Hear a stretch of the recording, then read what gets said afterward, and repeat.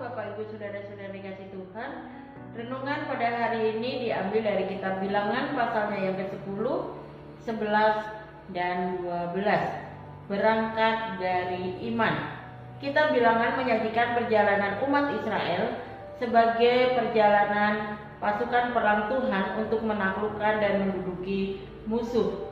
Kepemimpinan jelas ada pada Tuhan dilambangkan dengan tiang awan yang naik ke atas menandakan waktu berangkat. Di dalam Bilangan pasalnya yang ke-10 ayatnya yang ke-11 berbunyi demikian. Pada tahun yang kedua, pada bulan yang kedua, pada tanggal 20 bulan itu, naiklah awan itu dari atas kemah suci tempat hukum Allah.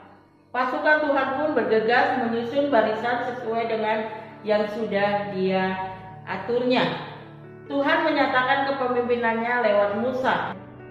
Perjalanan pasukan Israel merupakan perjalanan iman.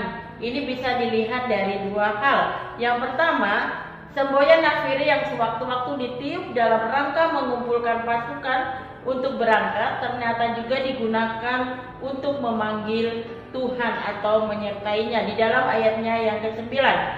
Dan apabila kamu maju berperang di negerimu melawan musuh yang menyesakan kamu, kamu harus memberi tanda semboyan dengan nafiri supaya kamu diingat di hadapan Tuhan Allahmu dan diselamatkan daripada musuhmu. Nafiri dipakai Tuhan untuk memudahkan menyatukan gerak umat Israel baik dalam perjalanan di padang gurun, dalam peperangan maupun dalam kehidupan beribadah.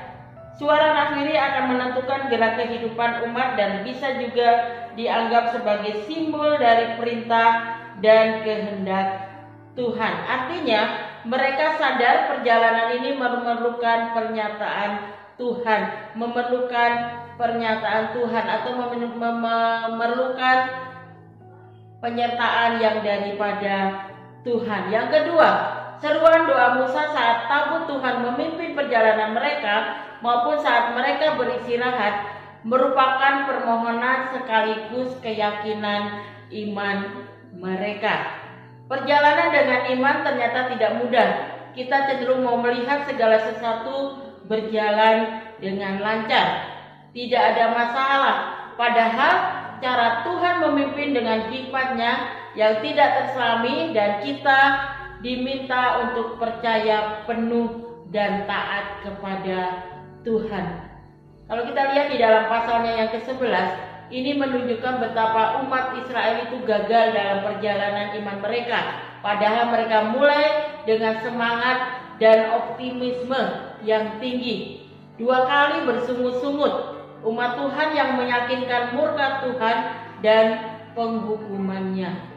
Belajarlah melihat situasi dan kondisi hidup kita dari sudut pandang Tuhan yang baik dengan kita mengucap syukur, bukan dengan kita mengeluh atau kita bersungut-sungut. Firman Tuhan hari ini mengajarkan kepada kita bahwa bagaimana penyertaan Tuhan itu selalu ada dalam kehidupan kita dan kita belajar untuk jangan kita bersungut-sungut karena firman Tuhan berkata bahwa orang yang bersungut-sungut berkat Tuhan itu akan jauh dari kehidupan kita. Ini renungan pada hari ini. Tuhan Yesus